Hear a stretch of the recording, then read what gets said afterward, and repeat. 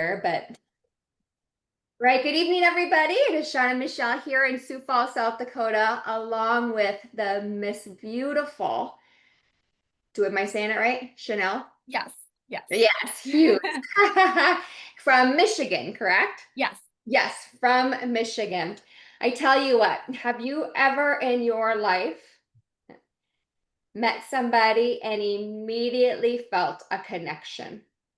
Immediately felt a connection and immediately felt a peaceful, like, wow moment. Just this overwhelming, beautiful spirit around you and this individual or people or whatnot. That's what I experienced when I was so blessed and so fortunate to meet this beautiful woman, her husband, and daughter and son-in-law. It's daughter and son-in-law, right? It's not son and daughter. I'm like, yep, Okay. because I will tell you, her daughter that I was fortunate to meet as well, she and the mother and daughter basically look like twins, sisters. It's really, really remarkable. Activation, I believe you've been with the company for about 10 years. Is that Yep. correct? So Yep. I'm like, oh, that activation is definitely working. Incredible stuff. Um, and I heard a little bit about them here and there from our friend Kylie while we were on the cruise. And I'm like, what? What am I hearing? Why haven't I heard of this before? And who is this? And I just kept thinking in my head, I've got to meet this person. How am I like I've got to just, when you have that, and then voila, it happened. And so before I get to the formal introduction of her, I just really want to thank everybody for showing up tonight. I want to honor your time, and I just want to thank you for being here to learn, to listen, to be open to hearing what you're going to hear. It may be one of the most powerful Zooms you ever have. It may be the thing that you or your family member, your loved ones, someone that you've just met, it might be the answer to their prayer. And I mean that with every ounce of every single thing within me. And please, please, please thank the person. If you are a guest here tonight, we honor you and we welcome you. Please thank the person that invited you tonight because they love you, they care about you, they want the best for you. And I can say 14 and a half years ago, we were introduced to this, and I was not in a good place at all. And as far as my health goes, and activation completely changed my life. And I had no idea that that's what was going to happen. I did everything I could to disprove it. Trust me, it's legit. It may sound too good to be true tonight. And why haven't I heard about this? But this is your time to hear it. And that's what we want to do, is to get this message out to the world, because the world does deserve this. Okay. So thank you for being here. So beautiful, beautiful Shanell. She is the owner of Go Arbor Senior Living.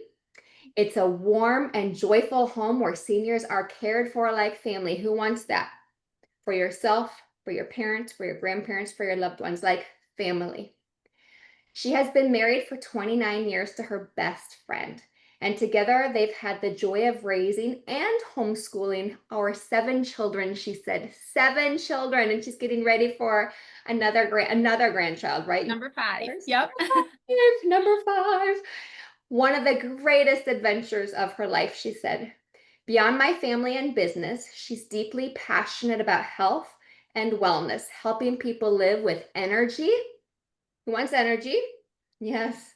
Purpose. Who wants to wake up with purpose? Right? And vitality at every stage of life.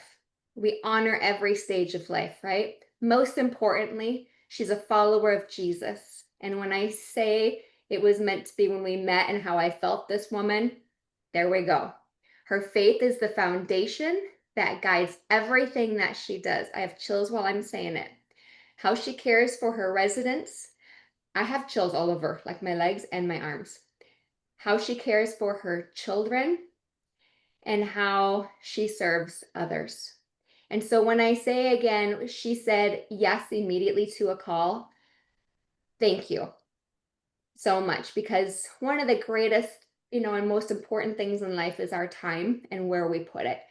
And for her to say, yes immediately, it's because she knows the power and the need, and her heart is to serve. So can we just give this beautiful woman a round of applause, a big thank you, a hug, whatever feels good for you. But thank you for being here tonight. If you would just share with us, well, you have a lot of questions that came in, but people Yes. would love maybe to hear your story. And I loved hearing kind of from the beginning how you came to have, the facility and where you are now, and even some of that journey and what's led to it. And then we'll kind of go into some of these things. I loved learning about Dawn. I loved hearing about the dialysis. There's so many things um, that everybody's going to be excited to hear about, but please take it away. Let's hear how you got activation into your senior living home, and the impacts that it has made for your family, for you, and the residents there and their families, please.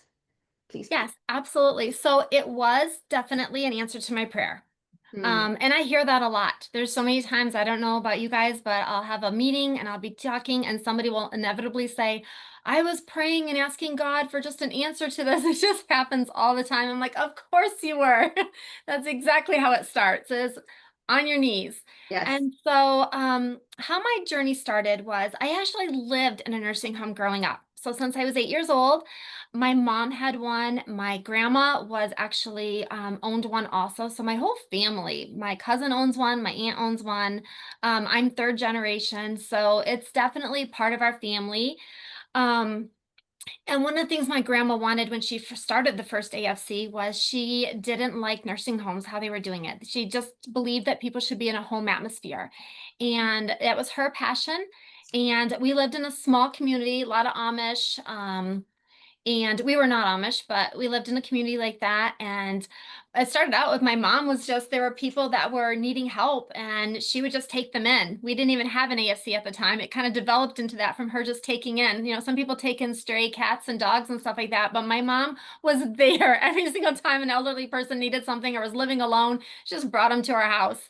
So I actually shared a bedroom with an elderly person, and I actually grew up loving it. I just loved. I had grandmas all around me. And it was amazing. Some people will look at you and say, "Oh, that sounds like a horrible childhood." Like you came home to all these older people that needed help. But for me, it was not.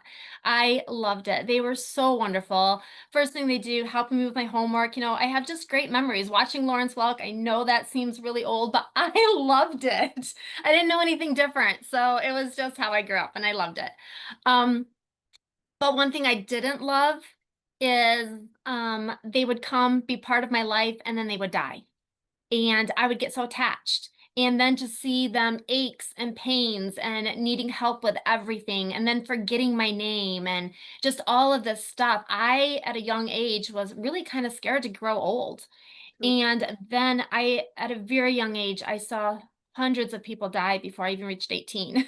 So the death process was something I was very familiar with, and it was to watch it, to be part of it. Also, you can't be in the business I am and know that there's not a God. I'm just going to say that right now. We have a God, and I have watched him pursue somebody on their deathbed when they were agnostic, atheist, whatever. Like, I just have to put that plug in first. Like, he pursues them till their last breath. Mm, That is so amazing to me and always brings me just such joy because I just know, like, wow, God, they didn't live a day in their life for you. Matter of fact, they spent most of their time hating you and you're still pursuing them. Like, it's just such a merciful Father. So I I knew there was a God, and that gave me a lot of comfort, but at the same time, um, it was hard to watch and it was scary to watch the death process. It was violent. It was horrible. By the time they needed morphine and atropine drops, for drying up secretions, filling up with fluids, just watching that whole thing. When I got 18, as much as I loved it, I wanted nothing to do with it. Like I wanted to get away with it. I want to do something with kids. I definitely knew I was a caregiver. My whole family is at heart. Like we just love to care for people, but I just couldn't do it with the elderly because not because I hated it, but because I loved it so much and I love them so much. And I'm a very relational person. if I'm in the bathroom with you and even at the mall or something and I met you and we exchange words like I'm your friend, you're my friend. So it was just me. I just make friends easily. You're my friend. It doesn't take much. It's just you're adopted in. And so it was just too hard for me. It was way too hard for me to see them come in. And most of the time it honestly would be like a month to 12 months was long. 18 months was really long. So most of the time we're talking about that time Mm. frame, and it was hard. It was really hard. So I got out. I went into school for occupational therapy, did other things. Just wanted to be a mom. Then once I had children, I just knew I wanted to be part of their lives and homeschooling and everything. So I did that, and fast forward to about 10 years ago, my sister was very, very sick. My mom owned the AFC at the time, and I kind of just got it in my lap. She did an amazing job. My mom is, ugh, my goodness, if I could even be half the woman that she is, it would be amazing. But she just had the biggest heart for people, and no matter what she saw, she just wanted to make their day just a little bit better and a little bit better. And I love that about her, but she had to step out of it to take care of my sister, and I got it quickly, and it was hard. It was really hard. This was the prayer. It was just like, Lord, I will do this if this is what you want for me, but it's got to be different. There's got to be an answer. I'm reading scripture, which we do every night to our kid, and I just see like Moses going up the mountain the day he died or the week he died. Like he went up the mountain and he died. And I see things like, and he went to sleep. And it's not what we were experiencing. And I'm like, Lord, I'm not experiencing what the Bible is showing Mm. in this. And I just believe you have something more for us. I know your heart. I know what you've said to me. I know what you've taken me through. Like I just believe there's more. And so that's kind of where it started. It was just a little prayer of, I will do this for a year, but you've got to show me an answer. You've got to show me an answer to help these people get their golden years back or to help something be able to change. And it was a prayer for sure. So I got to work myself. Like you can pray it, but you also got to do your part too. Yes. So Yes. I did acupuncture, I did mushrooms, I did supplements galore. I did oh my goodness, I started buying all of the meat for my residents from a farmer so that I knew it was organic and grass fed. And Yes. so we did all of these canning. I just did everything like, okay, I believe it's the food that we're eating too. And that is a part of it, but it didn't really ever change the trajectory of, them feeling those aches and pains and depression and anxiety and blood pressure and all of the stuff once they're 80s and 90s. It just didn't change anything. But I gave the Lord a year and I Mm. really meant it. Mm. So fast forward to about 9 months after I took over, and all these things that were I had done, and a doctor, I had started working with a doctor that had a little bit more of holistic approach, not so quick to give meds, because I was starting to see that wasn't the answer. And I was very discouraged with the fact that somebody would give a med and I'd go to see the research of it. There was no peer-reviewed studies whatsoever. Do you guys know that? Like to think, it always seemed crazy to me. I'm like, oh my goodness, if Pfizer makes a med, if Johnson and Johnson makes a med, like they should have to do their studies and then hand it off to someone else Yes. to do their studies and see if they come up with the same thing. Like that's common sense, isn't it? Yeah. It was for me anyways, and I wasn't seeing that. Like I could research it like literally in a day. I give my staff all the side effects. This is what I want to look for. This is what, and it was very quick and easy to do. There was not much research to it. Um, and the side effects are long. If you guys have seen commercials too for pharma and any of those medications, it's like it promises the world. And then at the end of it, it gives this really long, really, really fast thing that talks really quick on all the consequences. I'm like, my goodness, I'll take my headache or whatever it is as opposed to all of these, side effects that are listed.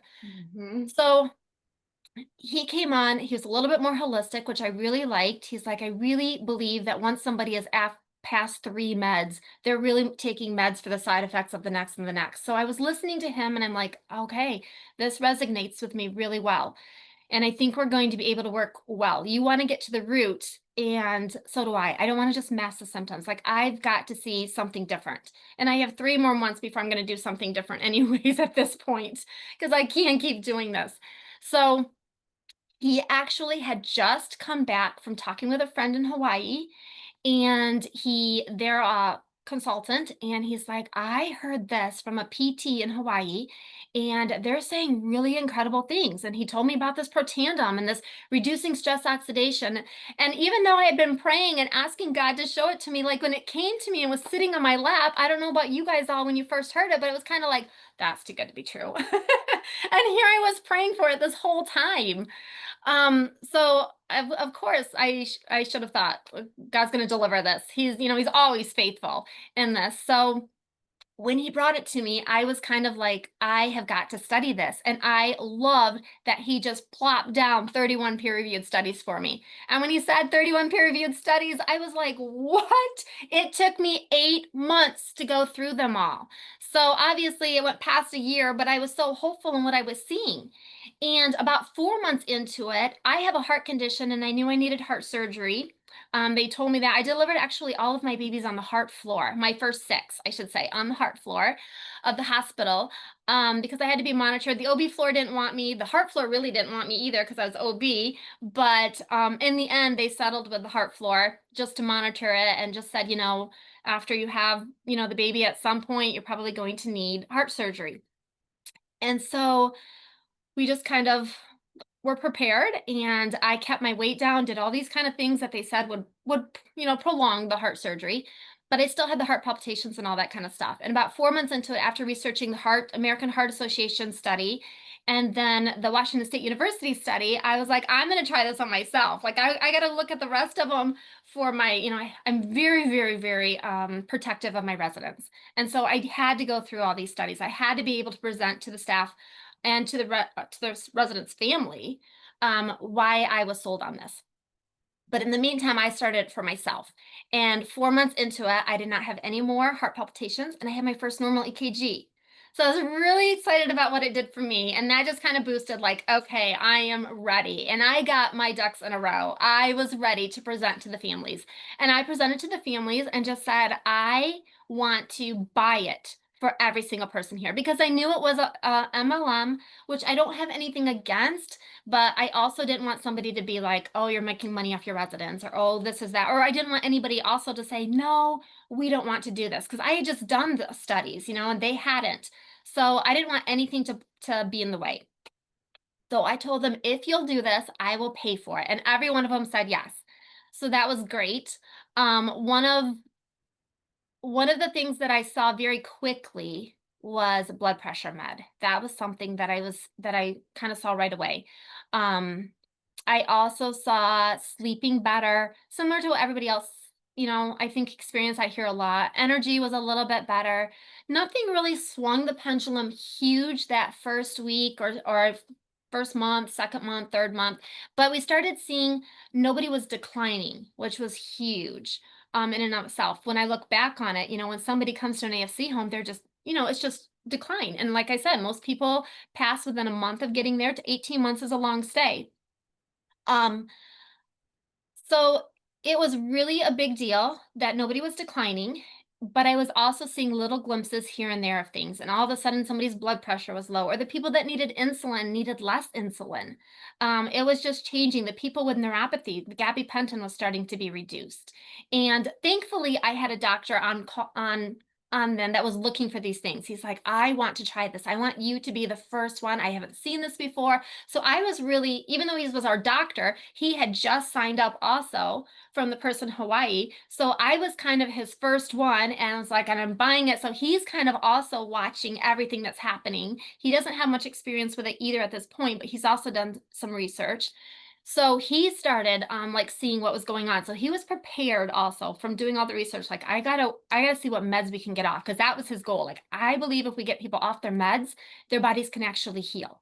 Like I believe their meds are what's keeping them in this cyclical trauma and disease and unwellness, even though they're supposed to be making us better. So I really had like a lot of support. Just having your doctor on board is huge, as opposed to so many people that don't have that. So fast forward, we're continuing and we're seeing great things. Some of the examples that I saw was I had a lady with supranuclear palsy. When she came to me, she would just do these board falls. I don't know if you've seen progressive supranuclear palsy. It's a lot like MS on steroids. Like it's just you lose all um muscle tone. I don't know if you guys know Angie Huntley, but she's in Life Vantage too. Her father died of it, and it was horrible. She talks about it, and it's just like he loses eye. He can't do eye. Can't speak. He can't hit his tongue, like everything. But when she was coming to us, she was 92 years old.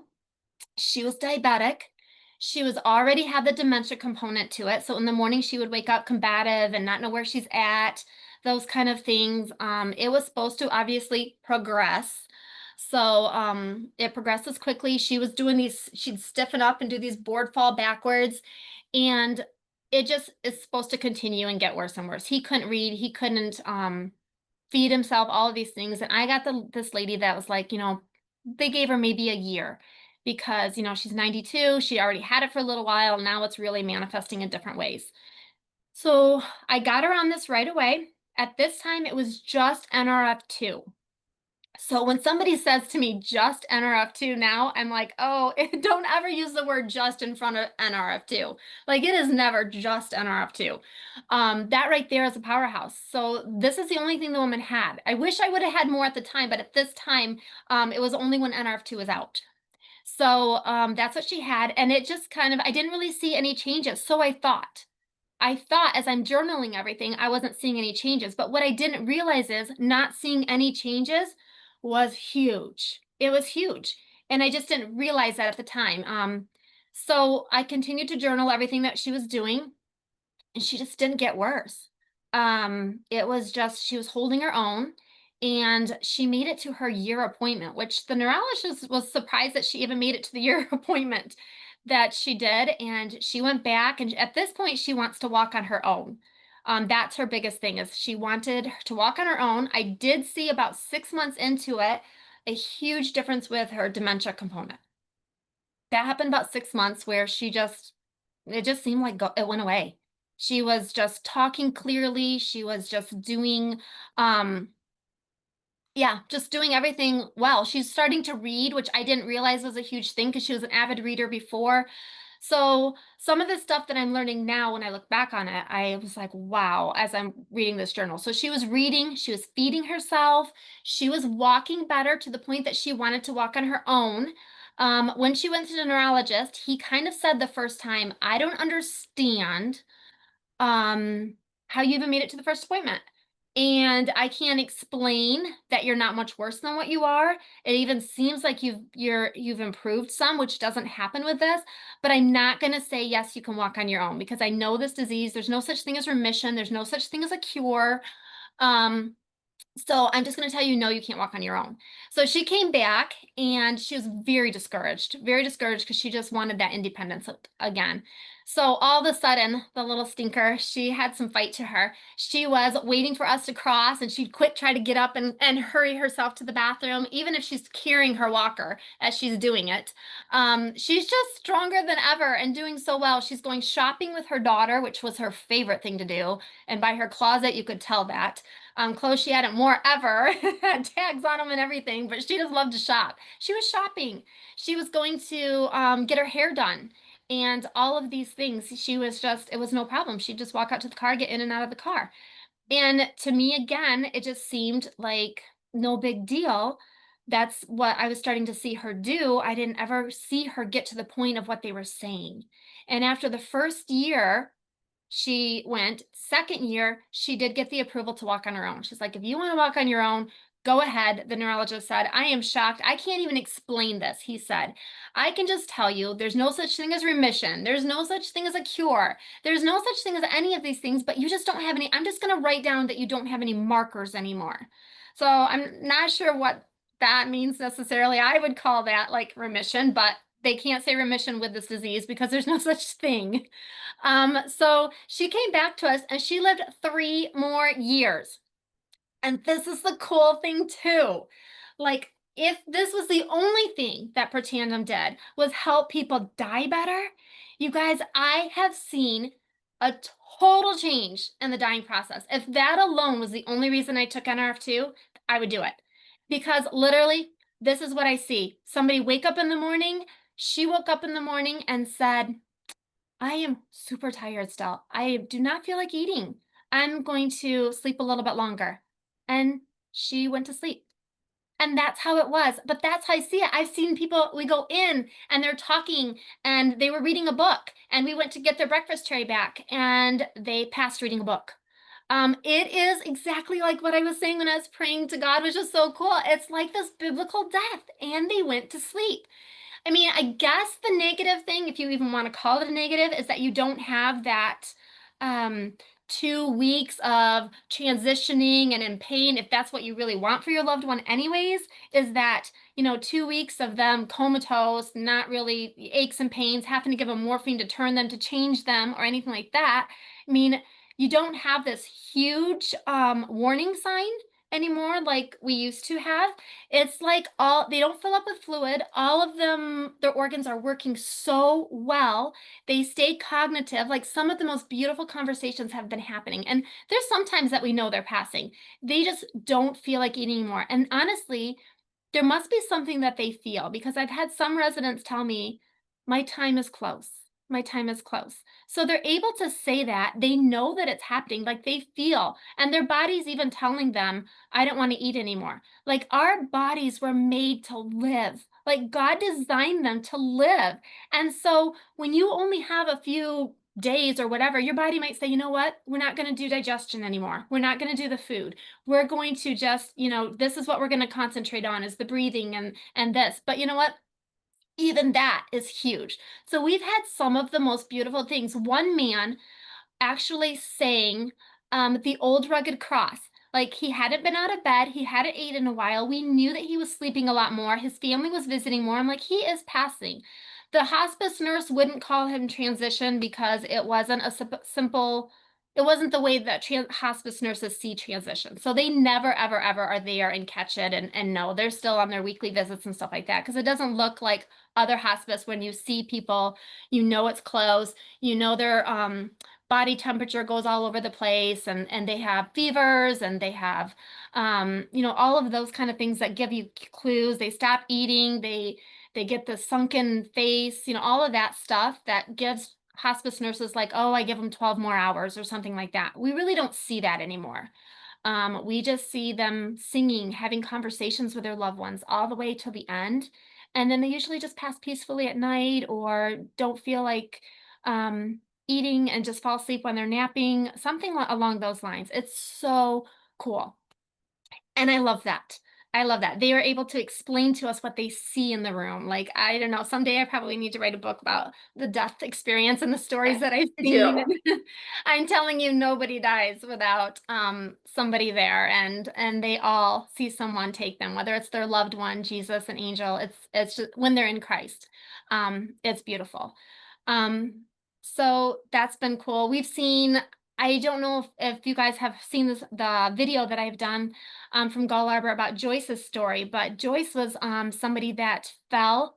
Her husband was helping her walk on the 4th of July this year, and she fell and she fractured her hip, but she had already broke it like years before and had a pin there.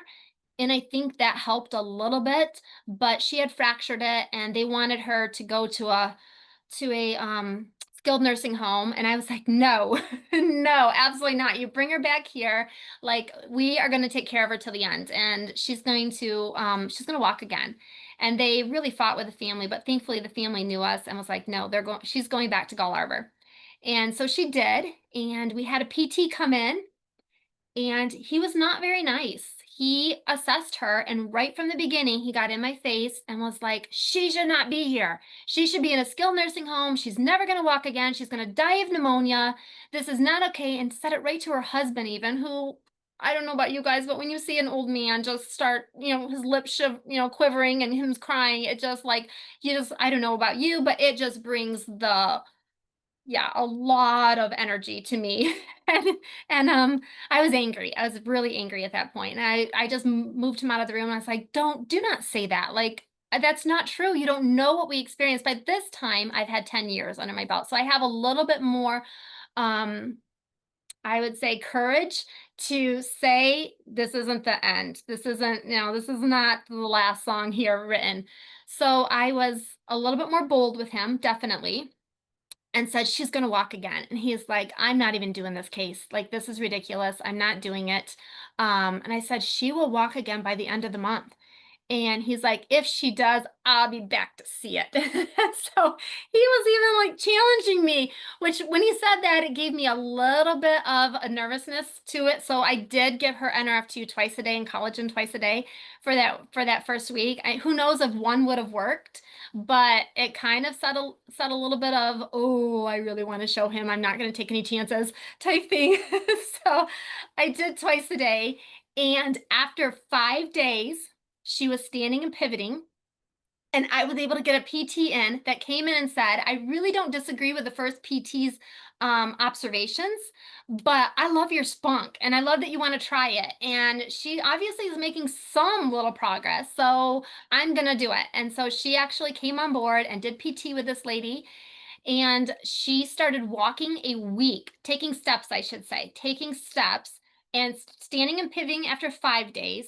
At the end of 2 weeks, she was doing stairs, just two stairs up to the next level for the dining room where her room was.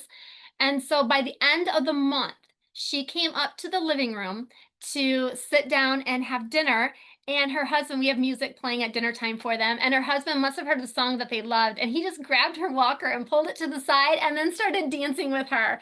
So, of course, everybody's crying that's working there and just giving them this moment of watching, because we know where she came from. Like literally 28 days before that, she could never walk again. And here they are sharing this beautiful little dance before dinner. So that's just a huge, huge victory in and of itself. But then we have people that even are on hospice. And some people would say, oh, that's too difficult. And I thought so too. I thought, once they're on hospice, you're not going to reverse hospice. But we had a man come to us 6 years ago who I probably shouldn't have taken because his care level was so great, but I had his wife and she fell under his care at home, and he went to another place because he had broken his hip, and then his wife who he cared for came to us, and he was trying to care for her through the end of her life. She didn't have much more to live either. She was really bad. She's 15 years older than him. So she was 95 and he was 80, and he had to go to a different place. It happened to be during COVID too, so that did not help whatsoever. um, but I just wanted them to die together. Like there was something about husband and wife being split up that was like, no, we'll bring in whatever we need to do. We'll bring in more team. I'm not afraid of this. Like we got to get them back together. So he came to us and he was literally looked like he came from what you would expect at a concentration camp. Like, and he would even tell you he was starved. Like they were pushing in the cart because I guess they had to change, all of their protective gear every time they went from room to room. So instead of doing that, they were going from room to room and just pushing the cart in and then coming back later and pulling it. But he was never close enough to get to the cart. So he actually went many days without eating. Like it sounds horrible. Like what the people went through in the hospitals at that time was just cruel in and of itself. But he came to us. He was nothing but skin and bone. He had cradle cap. If you guys have all had babies with cradle cap, like it's kind of gross and flaky, but his was super, super thick. It took us 2 weeks of Johnson and Johnson baby shampoo to constantly keep scratching it off. It was just so thick. And his beard had grown down to where he looked like Santa Claus as far as his beard goes. Wasn't shaved, had cradle cap in his beard too. Like he was so not cared for. It was really heartbreaking. By the time he got to us, they said he didn't have much longer to live. His wife came to us already with a month to live. And he also, because of the care he had such depression. He was suicidal. Um, it was really hard to watch. But we started him at that point. We had NRF2 and NRF1. I started him on both of those. And when we had collagen, I got him right on that too. But in the meantime, we got him stronger. He had sores everywhere also that we had to start healing, and that brought a lot of pain to him. So I had to heal those sores first. So it was a step by step. It wasn't just overnight, but he did come to us on hospice. So we got the sores healed. We got good food and nutrition in him. And slowly we just started seeing him, got him shaved and the cradle cap taken care of and him feeling like a man. Just the common things that any human should have. So we started with that, and he just got stronger right away, where they were like, hospice couldn't keep him on because he was just doing better instead of declining. So I was like, great, I'd rather you do that because if he's on hospice, he can't do PT. So I was great with them. Like, we don't need the extra. We want to start PT with him. So we started PT with him, and I just encouraged him by Don, if we can get you up and walking. He couldn't walk at the time. If we could get you up and walking, you can help care for your wife, which is what he wanted to do. He wanted to care for her. He would say she saved his life, and so he wanted to be there to help care for her. And so that was part of his man card that he was really hating, is that he couldn't care for his wife. So that was our goal too. And I didn't know how long he was going to live because he looked so bad when he came to us, but we extended her life too. She lived another year, so that was really good. She died Christmas morning and she came to us in January 2nd. So she lived almost a full year later. And then he just kept getting stronger and stronger. And by the third or fourth month, he was walking and standing and able to sit beside her and even help us, change her. She was at this point, she was mostly in bed. Um, she's a very large woman, so it was care, but he wanted to help take care of her, and he got that for a whole year, helping feed her, helping do this, and she cognitively was great and not in any pain. So that was really good. And he continued on. He did better. He's still with us to this day. He's everybody's Papa Bear, that we call him at Gall Arbor. He just celebrated his birthday yesterday. So he's excited. We got him a John Deere tractor cake because that's his favorite is tractors. But he's driving again too. So that's the other part of the story is that he got his license back. And he actually has a younger brother in Illinois, and he drives to Illinois from Michigan every summer to see his brother. So that's amazing. We got him to the point that he could go back home again, which he doesn't want to, but to me, that's a win too. He at least has a choice. Like somebody has a choice. There's other people that we were able to get home again. And that is a huge success for me. I don't consider it as, oh my goodness, I'm losing a customer or a person. It's like everybody should be home. Everybody should have a chance to live at home and die at home. And so we've got many people that did want to go back home because they had a loved one at home or their spouse was still at home and we were able to get them back with them. But we have people that come there and we get them better and they don't want to go home. And that's fine. I'm in the middle of making a bigger driveway for all the people that are getting their license back, which is a huge thing. Even this year, I had to put in a garden because when you're well and you're a healthy mind wants to do something. Like it's just, especially that generation, they don't want to sit around and do nothing. So we have a lot of workers now that are able to bring their kids to work because we have a lot of homeschool moms that work there. So they bring their kids to work, and a lot of the residents will help with their spelling test or reading or something like that. So we've been able to bring those to the young and the old together because our older people are doing so well. They're not grumpy and and they're not taking all the care that we once needed to. So it was like we didn't have time to bring kids to work with us or something. So that's changed. And then we also put in a raised garden so that they can weed and grow. And Don was a farmer, so he actually did classes for our kids this summer and teaching them how to grow beans and squash and stuff. So it's been a beautiful thing to see them together. The youth need the older generation just as much as the older generation need the younger. And we've been able to see that. To have them Christmas after Christmas after Christmas is a huge thing too. Like it's not a revolving door anymore. We hardly ever have an opening. When we do, obviously it fills pretty quickly at this point. But it's been beautiful, and I've used different things. Right now, I would say I have everybody on NRF2 and collagen. As I grow in the business, I'd really like to be able to purchase Tri-Synergy and collagen for everybody and do a study with all six of them on NRF2 or Tri-Synergy and collagen and see what could happen with that too. But I don't know how much better they can get than off hospice, extended lifespan. So in the Anti-Aging Associate Institute that did it, I saw that they increased lifespan. But who wants to increase lifespan if you don't increase quality of life? But no, not with this. You increase lifespan, but you also increase quality of life. And so that's what I've seen. Like, and the other great thing is that if when somebody came, Sometimes they weren't dementia, but they were forgetful. By the time they're coming to you, they need extra help. There's a reason that they're there, and you would always see the progression of dementia very quickly.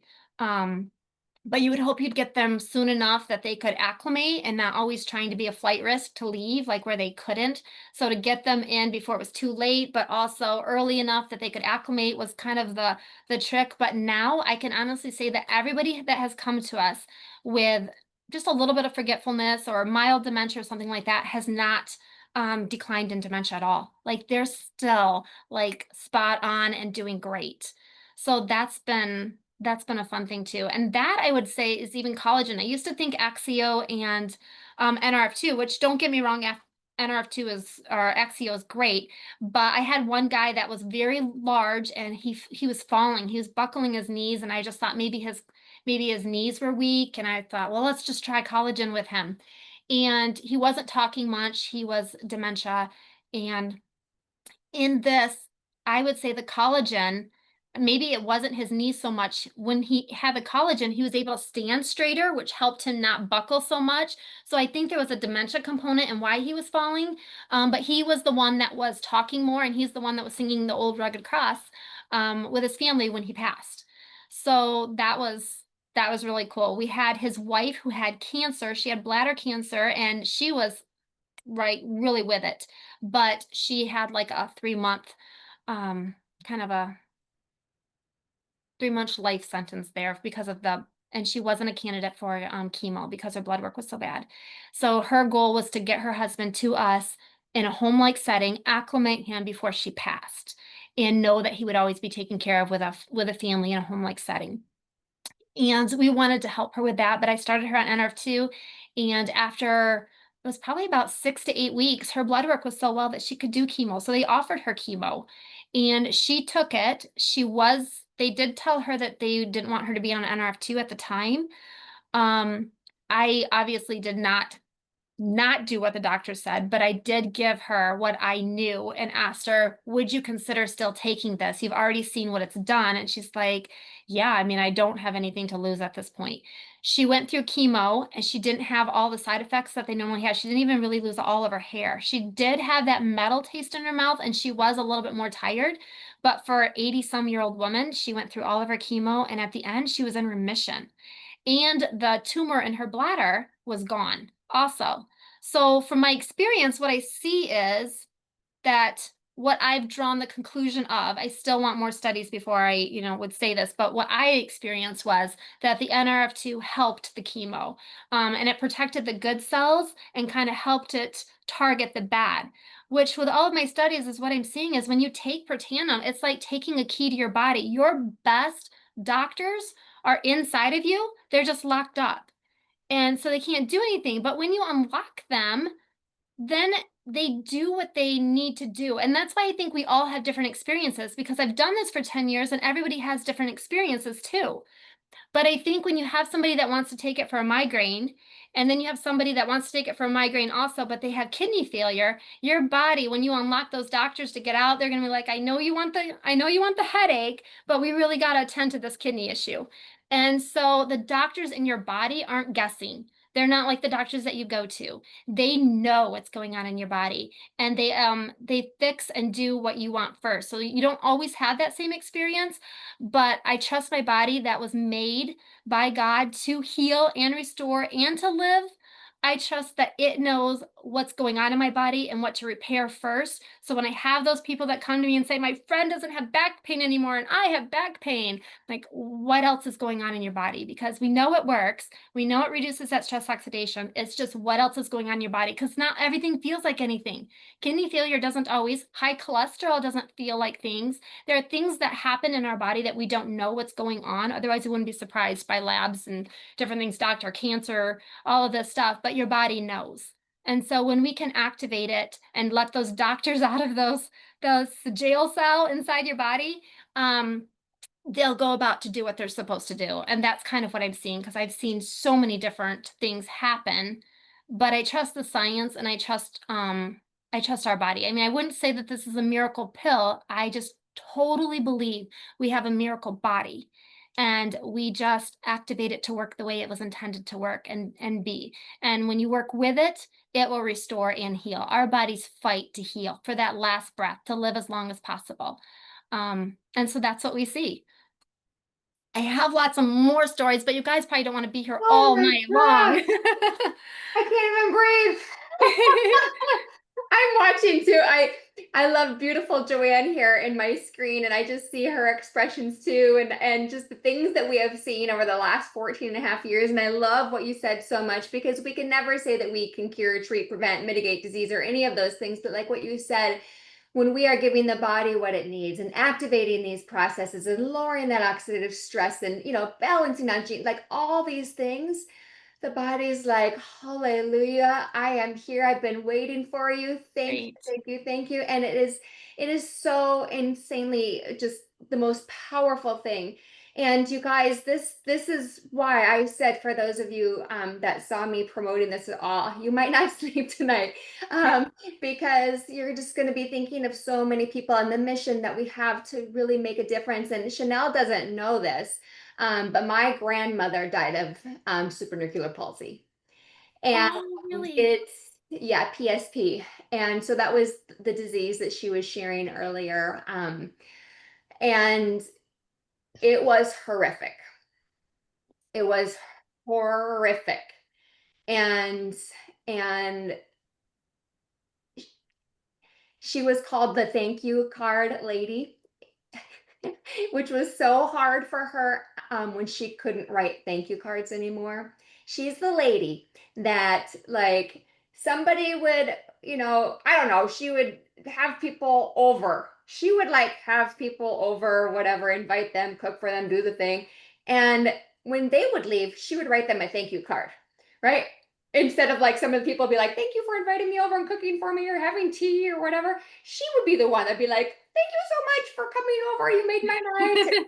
At her funeral, they said, if you've ever received a thank you card from beautiful, her name was Virginia, but she went by Ginny, Grandma Ginny, raise your hand. The whole place was filled, overflow, all that. And I don't know, I didn't see a hand that wasn't up. And when she could not write her thank you cards anymore, you guys, and I saw that, I was with her often. That was hard. When she couldn't see, because they do lose their vision in different ways, that was hard, really hard. She was trapped in her body. Those were the first signs of her falling when she was diagnosed. They couldn't figure her out, but finally Mayo did. She, like you said, the board fall. Yep. Um, Feeding herself. Nope, she had to wear a bib. This was not her. Like, she was a firecracker woman, like your lady. How you described her. Oh, the fire in her, she would have been like, give me that thing I'm walking to. It was it was it was it was crazy. And I'll never forget when the day that she passed away. It wasn't too long before, um or not long before, that we had learned about Life Vantage. And Joanne was at that first meeting, who I keep mentioning tonight, and we actually went to that first meeting. So Shanell, it was interesting when you mentioned for your heart. How interesting. I went to that first meeting because my biological father died of a heart attack at the age of 42. And so I was very sick at the time, not knowing really anything about this, trying to disprove it. Like you said, it sounds too good to be true. But when I heard the cardiologist speak about the heart studies, I looked at Mhm. my husband and I said, we're taking this for the rest of our lives. I was very sick with something different, but I didn't want to have a heart attack like my dad did. And so anyway, there was that. But then I tried to disprove it, and then was out just like everybody needs this. And then I went on a little road trip up to North Dakota, and I just knew before the phone call came in that my grandma had passed away. And I was on this road trip to go help share this incredible mission. And I felt it, and then right in that moment, I knew I had to keep going. And I wasn't going to stop. I wasn't going to turn around and go home. It was like a 6-hour drive. But I knew I had to keep going because I knew my grandmother, I felt her, that you've got to go help these people. You've got to go. You're not gonna not. And there were some other signs and different things that she completely gave to me in the very early process of this that validated everything. And I don't want to keep talking and all that on this, but I just want to say thank you so much, because if we can do anything to help people live and have their bodies and their minds, and to go through that death process that you mentioned early on, and then that people are experiencing, what a gift. And I had a grandfather that did not have a good experience during COVID and passed away, so we went through that experience as well. But Joanne, I'm going to put Joanne on the spot, and then I want to, like I said, I want to respect everybody's time, but I'm just so curious because I see Joanne here. She's been in the health world for 50 plus Mm. years. Yes. She started up the dietitian program here in Sioux Falls, South Dakota. She's a mentor of mine, a dear, dear friend of mine. She's always there. But Joanne, I know you know the power of the body, and I know I just watching you tonight. I know you were in full agreement and just Yes. powerful. Is there anything that you'd like to say to everybody, or say to Shanell, or just how you're feeling, and maybe any other belief that you can give others and things that you've seen? Well, I just want to just thank you, Shanell, because you truly are changing the model of care in nursing homes. Yes. And this word is going to get out around the country. It's because the LifeVantage people, we're everywhere, and it's going to get out. I worked in the nursing homes as a nutrition consultant for 8 years. And so this is really near and dear to my heart. And my sister, my only sister, but I have 6 siblings and one sister of the 6. She died during COVID in a nursing home. And she died of loneliness, I think, because, how they lock people up. But with our LifeVantage products, isn't this like amazing that you can have a like peaceful death? Like you can be like Moses. I mean, you can be like Moses. Like I love that when she started out talking about how Moses climbed the mountain and then he went to sleep. And to think that this gift that we have for people up to their to the end of the life as they take their last breath, I'm really so inspired by this. I just so blessed. And I love your faith journey, and you're sharing your love of Jesus with all of us. And that really you know dear to my heart too. So thank you so much for sharing tonight. God bless you. Mm. Love you, Joanne. Thank you so much. I know Chanel, she was so sweet. She was like, if anybody has any questions, we'll give it. Uh, so we can give a couple minutes if anybody has questions, but at the like 6 minutes, we'll be sure to let everybody off unless we're all set. But just put in the comments if you've got or you can unmute. Um, but all I can just think is, wow.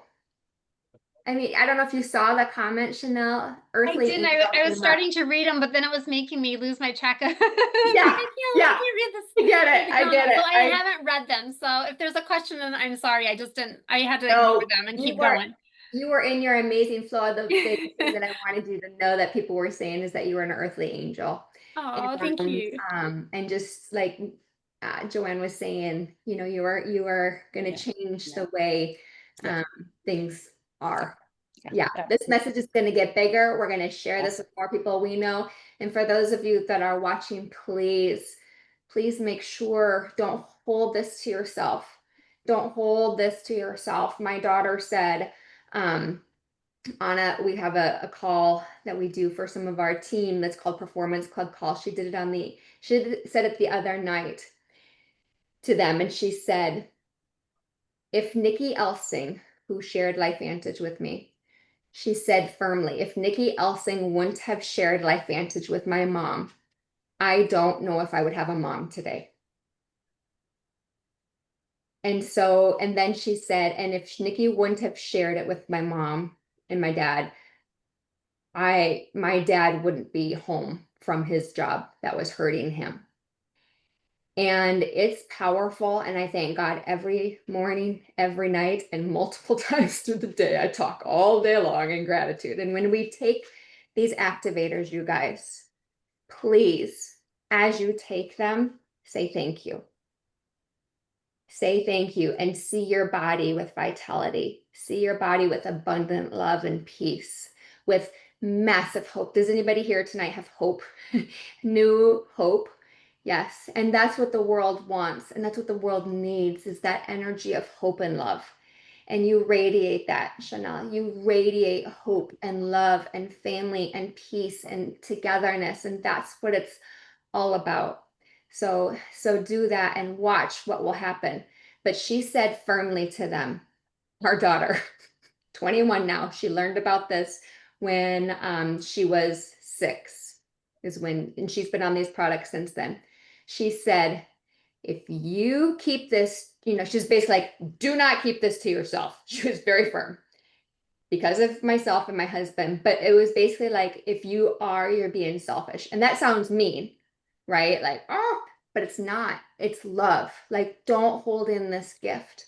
It can be uncomfortable. You could be like, what are they going to think? I'm sharing something that might sound too good to be true. But what if? What if this blessing and gift is the thing that completely impacts that individual, that family? Okay, so please just write people's names down. When people come, when their names come to you, it's for a reason. And so trust that. Don't judge it. Don't put it off. Don't say, I'll do it tomorrow. It's in that moment for a reason. So message them. It might not be about this. It might be they need you for something else. And that's perfect. Go bless them in that way. But just keep your intention just alive and never forget this call and this incredible woman. So thank you. If there's no other questions, we'll let you all go. And yes, we will have this recording if Shanell is okay with that and get it out to you guys. I did have one person ask where in Michigan that you live, Shanell, I live in Richland. It's right next to Kalamazoo. right So next. Gull Arbor Senior Living, actually there is a Facebook for Gull Arbor Senior Living in Richland. We have a lot of, so we brought in a team probably a month ago that recorded our staff talking about the difference from them working from one nursing home to seeing the difference here. We recorded residents. Don is actually on there giving his story. So if you went to that Facebook page, you'd see some of those stories and some of those by them themselves, which is fun. We want to do a second one at some point too.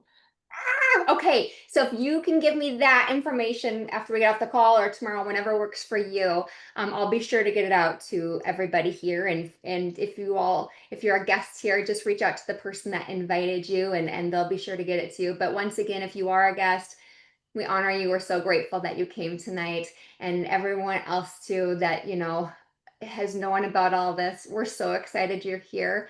We love you. We're so grateful for you, and let's just go bless the world, okay? Have an incredible evening, Shanell. Thank you. You're welcome. And just I saw a question. It's Oh, Gull Arbor Senior Living. So it's Gull Arbor, Arbor, Senior Living, and it's Richland, Michigan. So that's what the Facebook is.